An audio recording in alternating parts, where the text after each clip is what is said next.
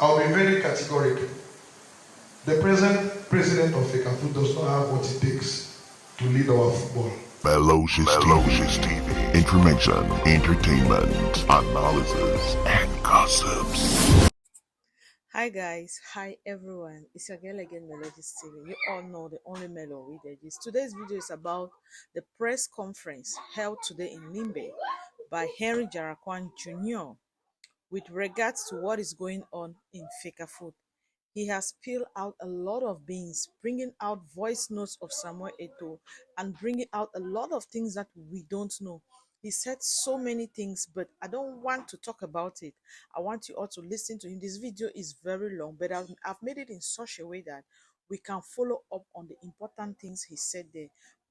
Most part of the video was in French, but I have reduced it to the level where it is only in English so that we all can enjoy it. Just keep watching the video with me. Let's watch it together. And all of us know why are we pretending. I was already watching Victoria United's match. The whole year I watched one match of Victoria United. And I was doing it in fulfillment of as an elite in the Southwest region, being that we're having a team who's going to qualify for Elite One. It was their last match against England, the Komsama. Nobody here can say they ever saw me in the field watching any game of Victoria United, because I knew the scandals that were going on behind the scene. And everybody is quiet, including you, the journalist. Including you, the journalist. Because they buy you people over. But you know the scandals. The club president enters the stadium, stops the football match, and his team leaves from 8th to 1st, and nothing is done. That same club president who was in a meeting with the president of FECAFOOT about 2 weeks ago concerning my issue, 24 hours later, same like the first case where the other guy was giving 1 million francs to threaten my life. I'm not sure of the details of what this one was giving or if it was giving anything whatsoever. But 24 hours later, is it not curious that within the same methods of their mafia, as they call it, because they say it openly that it is their mafia. In a country which has laws, human beings pronounce the fact that they belong to mafia and they have transformed football into mafia in public, and nobody does anything about it. So this same gentleman, 24 hours after meeting President Eto'o again, sends me the most derogatory messages you can ever imagine. Calling my father, who served this country in various ranks and titles for over 30 years, calling him a thief, calling him an embezzler, saying that he died of, he suffered from a stroke because he was being investigated for embezzling 1 million francs. And that's how he suffered from a stroke and died. Going further to tell me that I have been raised with stolen money. I'm a badly brought up child. And that is what I'm suffering from today. That same individual, best friends with the president of FECAFOOT, who has committed the biggest atrocities as far as Cameroon football is concerned, said that to me. He did not only insult me, he insulted the head of state, who buried my late father with the highest medal of honor we have in this country, posthumously. Those are the type of individuals we have running our football. And nothing is being done. You can clearly see that the FECAFOOT is being led by a criminal gang who are imposing criminal ways in football. It is that simple. It is that simple. So, that is why when you ask me that, where am I kicking against today? That's exactly what I'm kicking against, because I can see that the project which we supported at the start We have entirely deviated from it, and I cannot be part of it. I want these gentlemen to reproach me as an individual. Let them reproach me. Let them tell me that quand tu étais là-bas, tu as commis telle erreur, tu as mal géré tel truc. The last question you asked me, lack of transparency in Vega Food. Yes, I've already mentioned most of that. As president of marketing committee, I never saw one contract. And I was never consulted for any contractual issues. As executive committee member, can you imagine that in May we have an executive committee meeting to validate the budget? Nobody is giving the budget. Thank you. My name is Solomon Agorem. I'm the editor-in-chief of the Dawn newspaper. I have one question, but before the question, I think I have the moral authority to make a comment. If you were aware of those who were bought by journalists, I think it's an overstatement to say journalists were bought not to report whatsoever was going on. And I take that with a pinch of salt. I was not, and I don't think anybody can buy me from reporting what I want to report. And if we were bought, should we also say that you are bought us to cover this press conference? I think the answer is in the negative.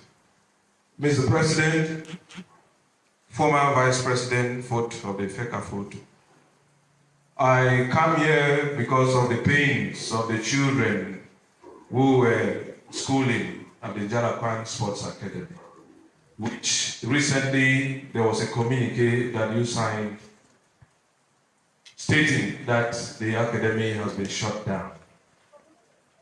I have been opportune to talk to some of the parents. They are in pain. They are devastated. What is the way forward? Owner of Nkyosa, are you ready to make some more announcements in terms of how these children will continue and how you intend to get back to the parents who have invested in their children to go through your academy? Thank you. Please, I want to remind us that the question should be short. Introduce yourself, short and straight to the point, please. Charles. All right. Good morning, Mr. President. And we want to thank you, enormously, for bringing the journalists here this morning for this presser. I just also want to queue up. My name is Charles Mbola, beg your pardon, of Volcanic Times newspaper. But I also queue up with my colleague, Mr. Agorem, in what he said, and we take it with a pinch of salt. A 10 years ban, demotion of NQSA to the inferior league, plus 10 million francs fine. Is this what you had anticipated if we had to go by the earliest part of withdrawal of your academy into football related activities in the country, beginning from the region? Secondly, the regional bureau of the FA seem to be more reactive than proactive. This is my opinion as a journalist.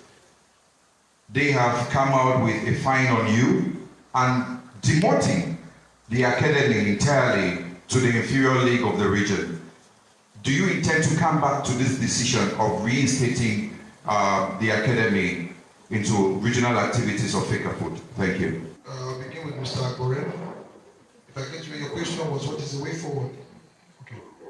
Yeah, I think the way forward is simple. I think when you saw what the decision that came out yesterday, it shows that Njalla Quan Sports Academy is not wanted within the Cameroon football milieu. It is clear. And I anticipated that by resigning and pulling out the academy from Feka Food organized activities. Look at where we are. Just look around, look at the investment. See how beautiful it is.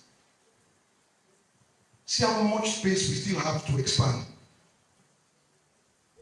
How many of such places exist in Cameroon? For starters, this is the only we have in the Southwest region. And definitely in the Southwest and Northwest region, the English-speaking regions of the country, we are the best in terms of infrastructure, in terms of reputation. That is well known. But this is what Fekafut has decided to kill. The irony behind this is that personally it doesn't affect me. That's the irony. It doesn't affect me. It's hundreds of young Cameroonians whose dreams have been dashed. It's not about me. It's not about my decision. It's about me taking the best decision for these children. Because with the decision you saw yesterday, which is a biased one, okay, they could have limited their sanction to me.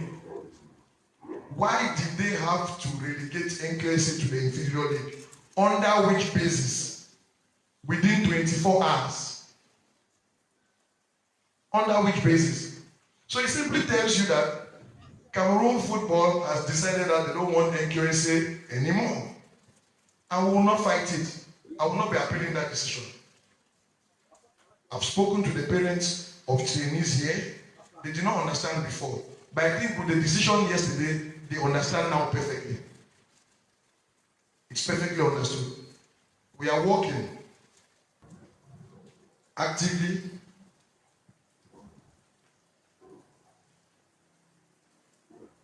to transfer our best players, those who are of course of maturity, internationally, and of course to local Elite 1 and why not Elite 2 clubs.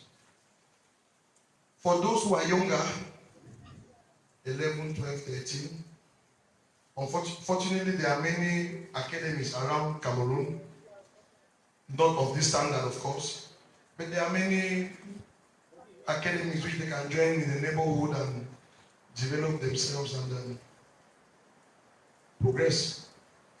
For those who have the means of maybe putting them in a similar establishment or elsewhere, good and fine. But we are working actively with the parents to make sure that our children are not frustrated and the parents themselves are not frustrated, because keeping those children here with the present circumstances would have instead frustrated them. They would have had no progress, they would have had no growth. Look at what happened just 2 weeks ago. That was by far the best club, the best team we have assembled since our relegation in 2015 from the Elite Championships. And it has been work in progress. Many people were saying, oh, NKC has dropped in standards since our founder died. Lies. We could not naturally maintain the same standards that our founder left, or our founder put in place. We couldn't naturally maintain these standards. We struggled for 3 years to stay afloat in the professional championships, and we saw that we couldn't do it anymore. So natural events happened, we got relegated, and we changed our focus to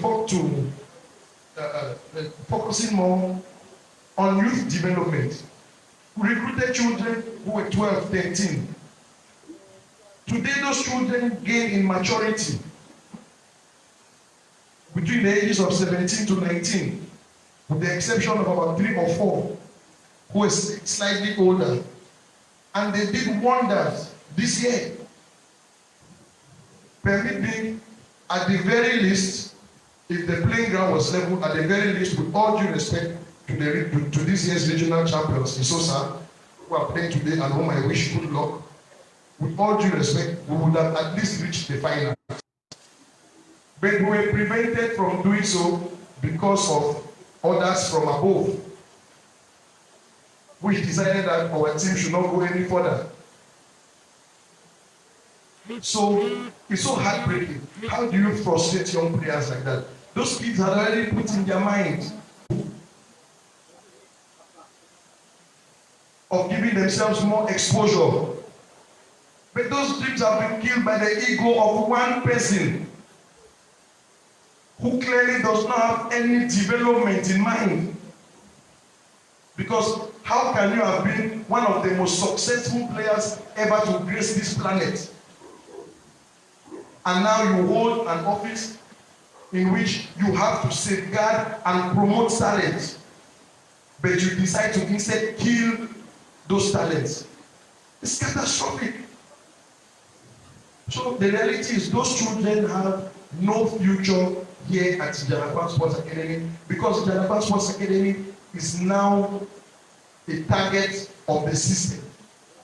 We saw this year, we had teams like Tuave the Danger, for example, that were not issued licenses for political reasons in quotes. So why would I have to spend millions again next year taking children from Kumba, Mafe, Epolova, Garua, and so on and so forth, bring them here, give them education, give them football training, accommodate them, feed them, only for them to have no football output in the end? That would be wasting and killing their careers. And I'm sure now everybody can agree that that is the best decision we have taken. And we shall stand by that decision until the conditions necessary for equitable, fair, and just competition have been fully satisfied.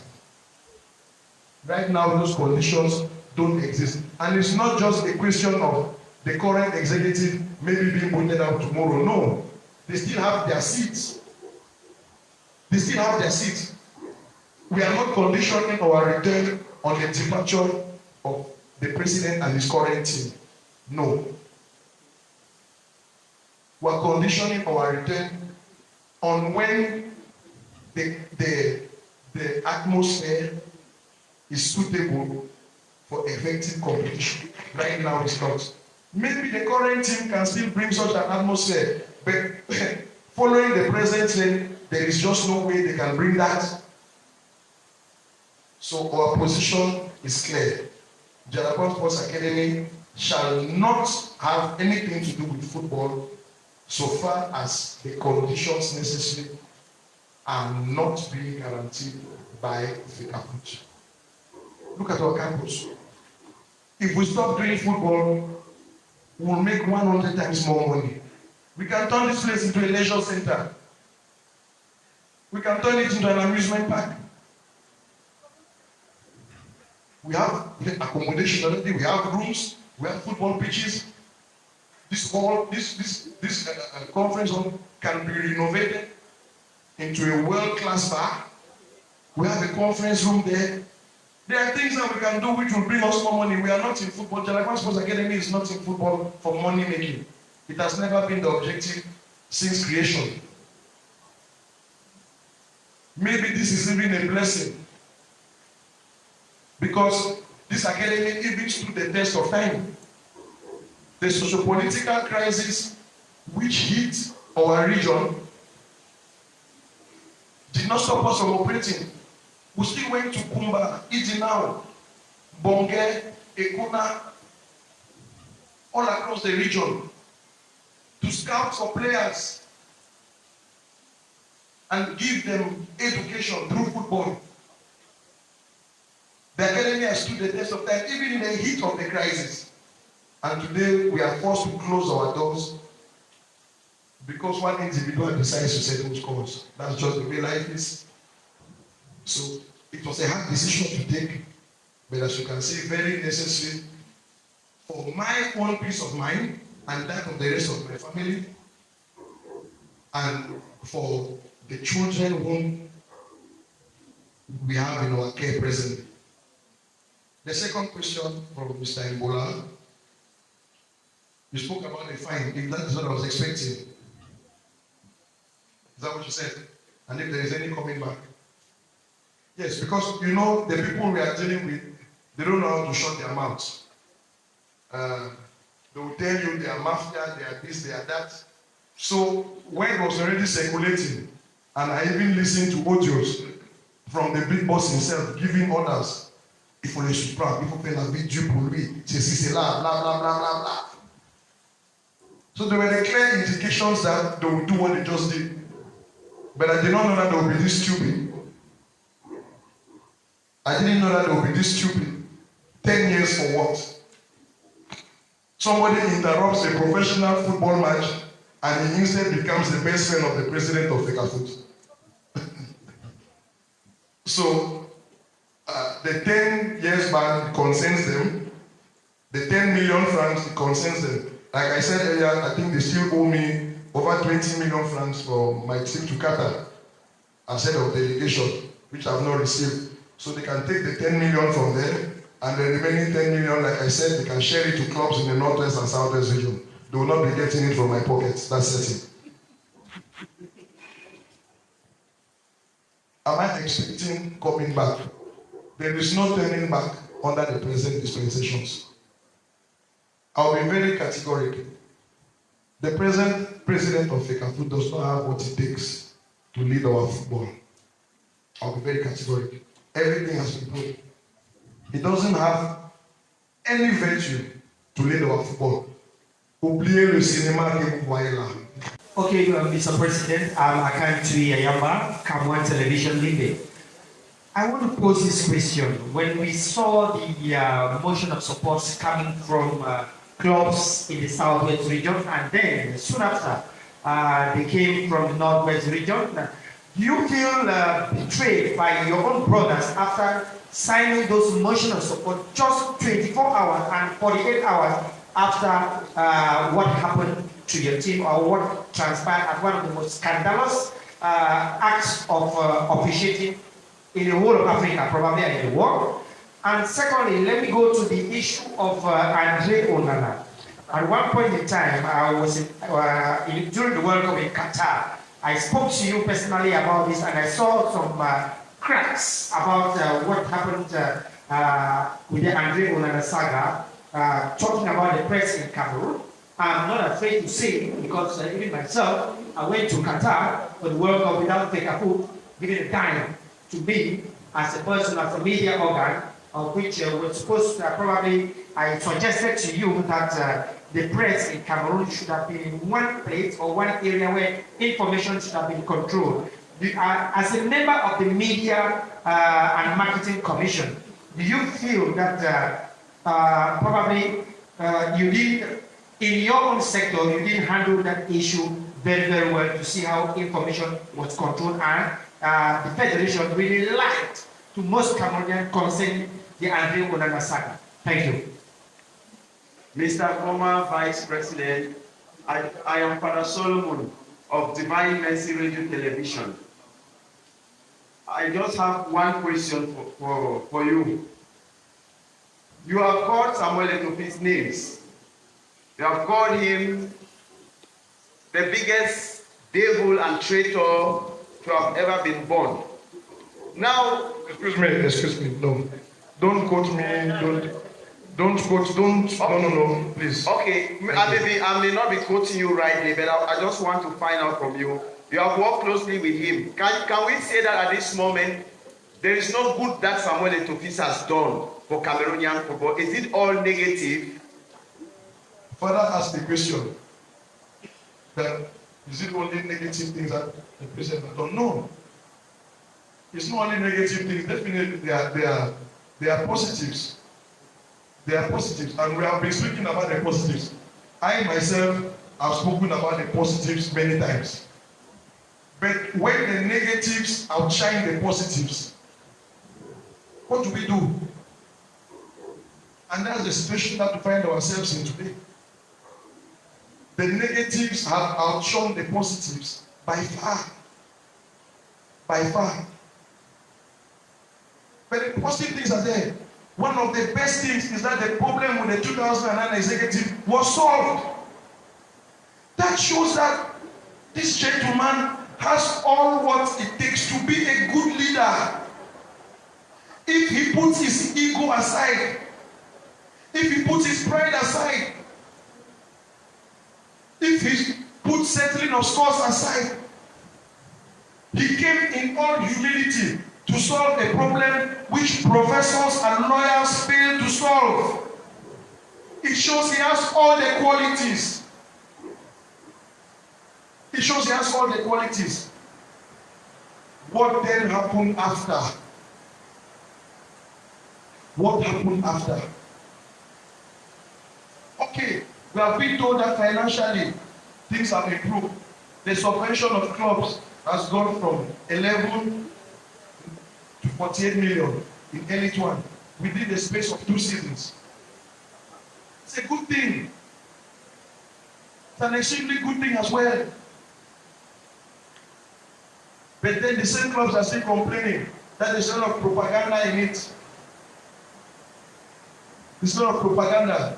We are more of talk than more of do. These clubs have not received this money in entity, but at least the willingness is there. So those are some of the positives. But they cannot outshine the dictatorial methods which are being put in place. A good leader is one that listens, is one that shares opinions, is one that respects the regulations in force. And none of that is happening presently at Fecafoot. Somebody asked a question if I felt betrayed by my brothers. Mr. Aka. Honestly, I don't feel betrayed because at the start, I would be lying if I said I did not know the type of people whom I agreed to associate with. I'll be lying. Which is why everything I did at Fecafoot is documented. I was not posting pictures when I was giving donations. But when I called you to come and collect 5 balls, I make sure you sign. Because I knew the same people will go back tomorrow and say that I'm stingy. I did not live up to electoral promises. I knew the people I was dealing with to a certain extent. But I accepted to lead them because they met me and asked me to lead them. Because they knew my potential. They knew my potential. I had no intentions of going in for these elections. The present president of the Southwest League, he came and met me. He told me he has intentions. I told him from the start that, bro, for the sake of youth solidarity and the vision which you have previously presented to me, I will support you. You have my support, go in. He went, he tasted the waters, he saw that it was more than him. He came back with others and told me that it's better if I stand. I initially refused. Then he came and told me, no, you need to take responsibilities for what you represent and everything, the legacy of your family, your investments. I accepted because I had a clear football vision. And I'm also proud that I did not have any deal with them, be it financial, be it promises, like what some people are saying, that we make deals that this team will get promoted this year. Lies. I didn't make any political deals with anybody. And you people saw the fight I led for these elections. How vocal I was. It's my method and my strategies. I must not be like you. I have my methods. I decided to use the social media during my campaign. And most people were insulting me. Oh, c'est pas les réseaux sociaux qui m'ont fait gagner les élections. Allez voir tes délégués.